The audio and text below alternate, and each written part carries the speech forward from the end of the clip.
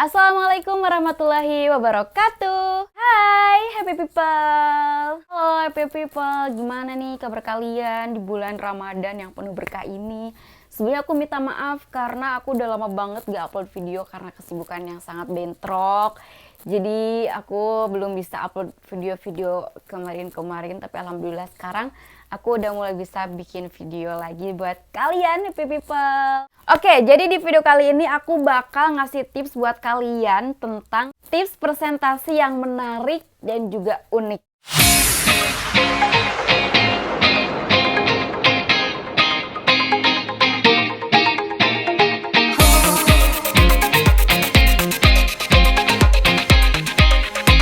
Nah, sebelum ke sana, bagi kalian happy people yang baru mengunjungi channel YouTube aku, jangan lupa untuk subscribe dulu dong channel YouTube akunya, dan jangan lupa juga like-nya dong happy people, dan share ke seluruh sosial media yang kamu punya juga. Oke, di sini aku punya 4 tips dan kita langsung aja ke tips yang pertama.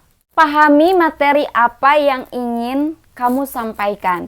Jadi jangan sampai ketika kamu presentasi kamu tuh nggak tahu apa yang harus kamu omongin, apa yang harus kamu presentasiin. Itu tuh ibarat kamu mau makan tapi kamu tuh nggak tahu apa yang kamu makan. Kan kali aja apa yang kamu makan tuh beracun, kali aja makanan yang akan kamu makan tuh nggak bergizi gitu. Jadi jangan asal makan, jangan asal ngomong. Harus dilihat dulu materinya seperti apa, tata bahasanya seperti apa juga. Jadi jangan asal-asalan. Nah, ini tuh penting banget untuk kalian perhatikan, dan ini pentingnya persiapan sebelum kamu presentasi. Jadi jangan mentang-mentang, gue presentasi depan teman-teman kok. Ya, tergantung sih. Kalau misalnya memang lo mau speak up-nya tentang masalah tips gaya hidup yang relate sama temen-temen lo, is okay, mungkin lo nggak harus persiapan. Tapi kalau misalnya temanya formal dan itu ada dosen, meskipun di depan lo itu adalah temen-temen lo, tetap aja lo harus mempersiapkan materinya. Dilihat, dipahami, di searching dulu. Takutnya ada kata-kata yang lo nggak tahu, terus nanti teman-teman lo nanya atau misalnya audiens lo nanya, kan repot kalau misalnya nanti lo nggak tahu jawabannya apa gitu. Jadi itu penting banget apa yang akan lo mau sampaikan ke audiens. Yang kedua, libatkan audiens. Nah, ini sering banget aku temui dari pembicara-pembicara yang sering aku ikuti di seminar-seminar, atau misalnya aku ada di salah satu forum, ada salah satu pembicara yang kayak suka ngomong sendiri gitu. Jadi gue sebagai audiens tuh kadang suka ngerasa ngantuk ngedengerinnya karena dia nggak melibatkan audiensnya gitu. Nah, kalau menurut gue, kalau lo mau presentasi, itu lo harus melibatkan mereka. Misalnya lo mau presentasi tentang pisang. Nah, lo tanya dulu tuh sebelum lo masuk ke inti materi. Siapa di sini yang suka pisang? Siapa yang di sini pernah makan pisang? Siapa di sini yang belum pernah makan pisang? Siapa di sini yang mau menceritakan bagaimana rasanya pisang? Nah, jadi di awal tuh lo udah harus melibatkan mereka. Nah, kenapa ini penting? Karena ngomong tuh nggak sendiri, tapi ada 2 sisi antara diri lo dan juga audiens lo. Jadi kalau misalnya lo nggak melibatkan mereka, ya sama aja lo ngomong di depan kaca, lo ngomong depan kamera gitu. Bahkan di depan kamera aja itu harus melibatkan penonton dengan cara mengajak mereka dengan bertanya, mengajak mereka bagaimana kabarnya gitu. Itu kan adalah salah satu kalimat atau kata-kata yang melibatkan audiens. Saat presentasi nih lo tanya mereka, tanya di tengah-tengah presentasi juga yang memang relate sama tema pembahasannya. Libatkan hal-hal kecil seperti itu karena itu tuh berpengaruh. Itu tandanya audiens yang lo ajak bicara itu mereka merasa dianggap kalau misalnya lo sapa, lo tanya, jadi asik pembicaraannya. Gue saranin sih seperti itu. Berikan contoh kehidupan sehari-hari dari materi yang kamu sampaikan. Nah, jadi kalau misalnya kamu presentasinya tuh tentang topik yang cukup berat, kalau menurut aku menyarankan kamu kasih mereka itu contoh yang relate dengan kehidupan kamu sehari-hari. Jadi jangan terlalu kaku contohnya. Misalnya kamu tuh ngebahas tentang BBM naik misalnya, kan pasti contoh-contohnya tuh banyak, kan sangat berbeda. Kalau misalnya lo menyampaikan itu dengan sangat sederhana dan mudah dipahami, dengan simple, itu pasti akan semua kalangan paham. Contohnya berat, contohnya rumit, ya mungkin beberapa ngerti sih, cuman kebanyakan pasti nggak ngerti. Dari 10 audiens yang ngerti itu paling cuma 2-3.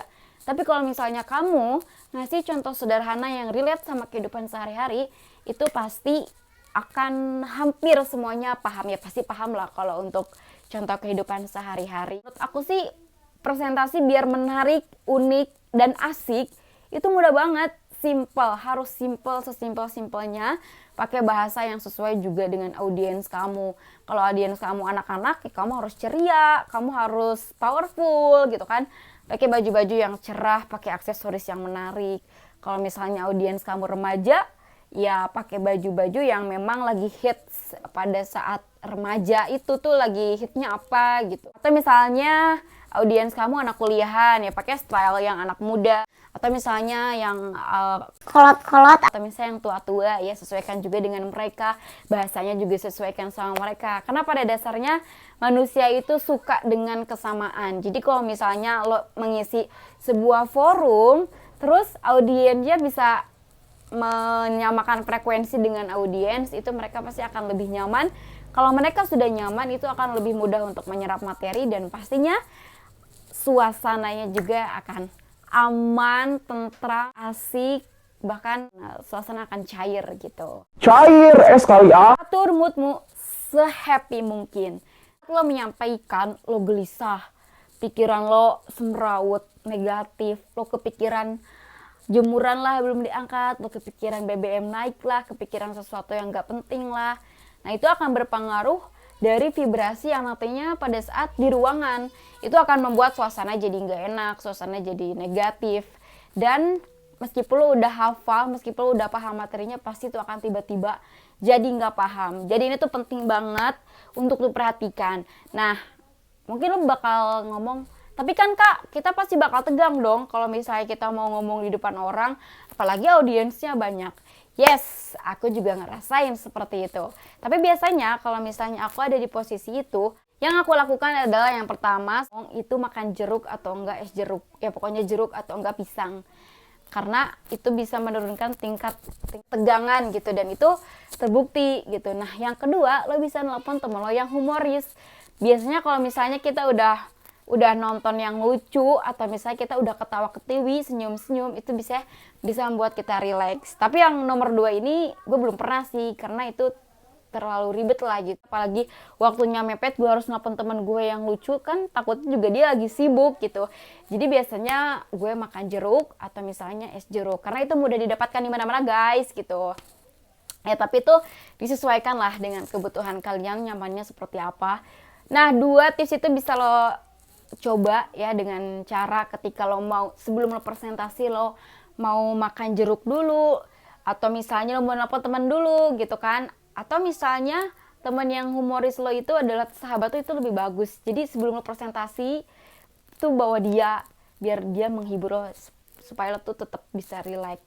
Oke, happy people, jadi itu tadi 4 tips untuk presentasi yang menarik dan juga unik. Semoga bermanfaat, jangan lupa dipraktekkan, jangan lupa untuk subscribe juga channel YouTube aku. Karena insya Allah kedepannya aku bakal share lagi tips-tips public speaking lainnya, yang pastinya aku bakal share ke kalian semua. Oke, happy people, thank you udah nonton video Niki kali ini. Dan bagi kamu happy people yang belum menonton video-video Niki yang sebelumnya, kamu bisa langsung klik di kiri dan di kanan ini, langsung diklik aja. Sampai jumpa di video Niki yang selanjutnya. Stay healthy and be happy. Wassalamualaikum warahmatullahi wabarakatuh. Bye.